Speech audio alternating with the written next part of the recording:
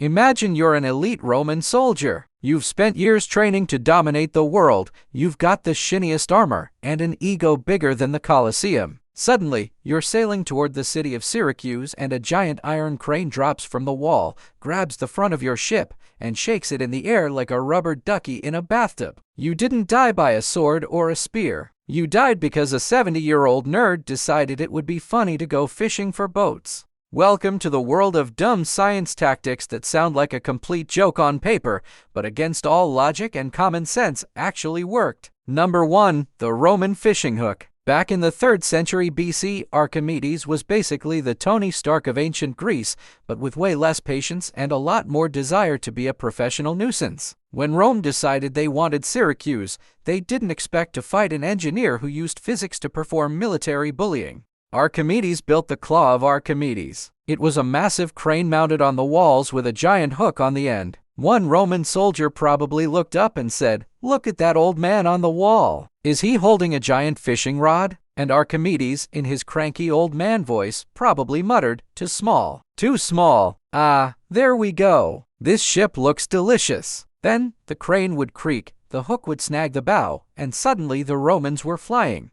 The plan was simple. Hook the boat, lift it until the crew fell out like ragdolls, and then drop the ship so it capsized and sank. But he didn't stop there. He also allegedly created a solar death ray. He had soldiers hold up polished mirrors to focus sunlight onto the wooden Roman boats until they spontaneously combusted. Imagine explaining to your commander that you lost a multi-million sesterti warship because a guy with a mirror gave your boat a sunburn. It worked so well the Romans were legitimately traumatized. They say that if they saw so much as a piece of wood or a glint of light sticking out of a wall, they'd run away screaming that Archimedes was coming to get them. Archimedes was a genius, but he was also a total jerk. When the Romans finally broke into the city, a soldier found him doing math in the dirt. Archimedes didn't even look up. He just rudely told the soldier to get out of his sunshine and don't disturb my circles. The soldier, who wasn't exactly in the mood for sass after being fished out of the ocean, killed him on the spot. A dumb end for a brilliant guy, but hey, his tactics saved the city for years. If you think being caught by a giant fishing hook is a humiliating way to go, hit the like button. At Problematic Geniuses, we celebrate the brilliance and the douchebaggery in equal measure. Subscribe now, or I'll tell Archimedes exactly where you live. Number 2. The lamb blood cocktail. Let's head to 17th century France. Jean-Baptiste Denis was a physician with a massive chip on his shoulder. He didn't go to the fancy elite universities, so the wealthy doctors in Paris spent their days mocking him and treating him like a medical peasant. His brilliant solution to prove he was the GOAT: injecting animal blood into humans to cure diseases. Yes, real science, guys. This was a time when medical treatment was basically just choosing between being leeched by a barber or praying you didn't get a fever. In 1667, he found a 15-year-old kid who'd been leeched over 20 times, which back then was just gourmet torture, and decided the kid needed peace. And what represents peace better than a lamb? His nurse Paul probably asked, "Dr. Denis, are you sure about this? Lamb blood into a human?" And Denis goes, "Paul, my guy, the lamb is the symbol of Christ. It's purified blood. What could go wrong? Besides, the British are trying it with dogs, and we can't let those bean eaters win." They injected 12 ounces of lamb blood into the kid. Miraculously, the kid didn't die instantly. In fact, he allegedly woke up feeling great. Denis became insufferable, acting like the new god of medicine. He tried it again on a barber, who also survived by pure statistical luck. But luck runs out. His 4th patient, Antoine Moroy, had a much worse time. Moroy's only real sickness was that he liked to run away from his wife to party in Paris. His wife, who was clearly done with his nonsense, urged Denis to perform a transfusion. On the 2nd infusion of calf blood, Moroy suffered an allergic reaction so brutal he almost exploded and died the next night. Denis was sued for manslaughter. But here's the twist: it turns out the guy's wife was poisoning him with arsenic the whole time. Denis got off legally, but his reputation was bodied. The Paris medical elite, the same guys who hated him, banned blood transfusions for the next 200 years. It was a dumb tactic that worked for 5 minutes, and then it ruined French medicine for centuries. Number 3. The egg-shaped stationary bike. In 1776, the Americans were desperate. The British Navy was a wall of floating wood and cannons holding a blockade over New York Harbor. American inventor David Bushnell had a genius idea, a man-powered, egg-shaped submarine made of oak. He called it the Turtle. Imagine this, you are Sergeant Ezra Lee. You are sitting upright in a wooden egg underwater, in pitch-black darkness. You have to use foot pedals to operate a tiny propeller while simultaneously trying not to suffocate as you run out of air. The plan was to pedal to the HMS Eagle,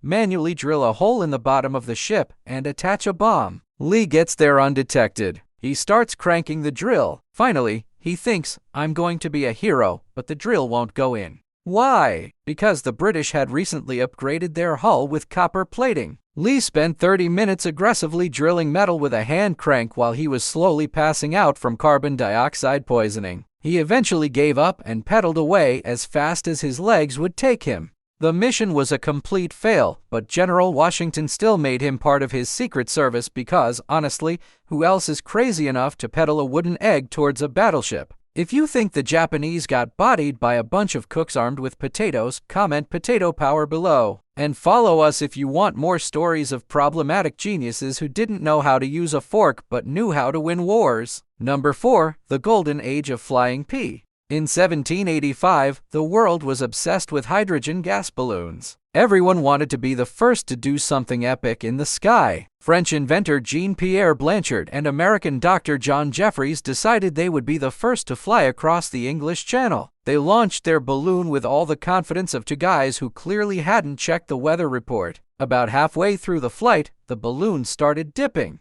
They were miles from France and the freezing water was getting way too close. In a full-blown panic, they started throwing things overboard. First, the oars they thought they could use to paddle the air. Yes, they really thought that would work. Then their scientific equipment, then their food. When that didn't work, they did the only logical thing. They stripped naked and threw their clothes into the ocean. So now you have two nearly naked men floating in a basket over the channel, and they're still falling. Finally, they realized they hadn't peed all day. They peed into two external bladders and threw about 5 pounds of urine overboard. That extra weight loss was exactly what they needed. The balloon caught a gust of air and lifted them just high enough to clear the trees on the French coast. They landed in a clearing, freezing and in their underwear, where they were greeted by a crowd of confused French people who had to give them jackets. It was the first international flight in history, and it was saved by 5 pounds of pee. If that isn't problematic genius, I don't know what is. Number 5. The Battle of the Potatoes. During World War II, the American destroyer USS O'Bannon was returning from a mission when they ran right into a Japanese submarine on the surface.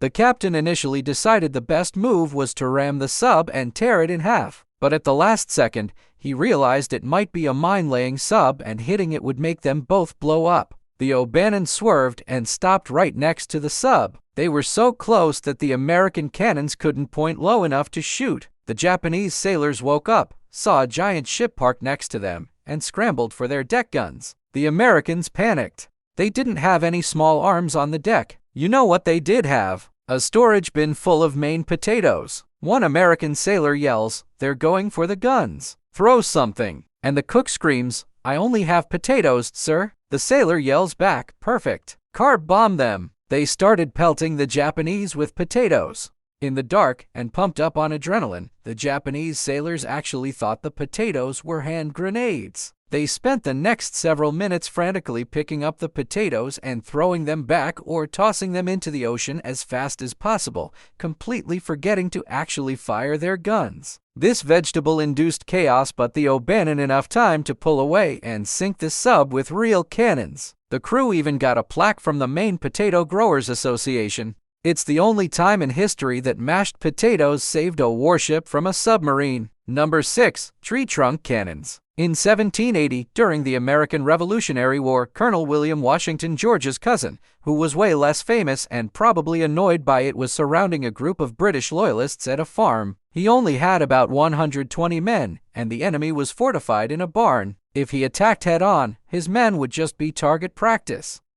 Washington looked over at some nearby pine trees and thought, you know what? I'm going for a marketing win. He had his men cut down logs, paint them black to look like massive cannons, and point them at the house from every angle. They called them Quaker guns because, like the Quakers, these cannons were peaceful and couldn't actually hurt anyone. The British colonel looks through his telescope and sees a dozen heavy cannons aimed right at his face. He probably pooped his pants a little bit. Washington yells from a distance, "Surrender now or I'll, paint you black too." The British surrendered without a single shot fired. Washington took the fort using nothing but decorated firewood. The tactic was so dumb and effective it was used throughout the American Civil War by both sides to fool each other for years. Number 7. The Wooden Sword Genius. Let's talk about Miyamoto Musashi. He was a legendary samurai who won over 60 duels to the death, but he was also a legendary weirdo who never bathed and liked to show up late just to make people mad. In 1612, he was challenged to a duel by Sasaki Kajiro,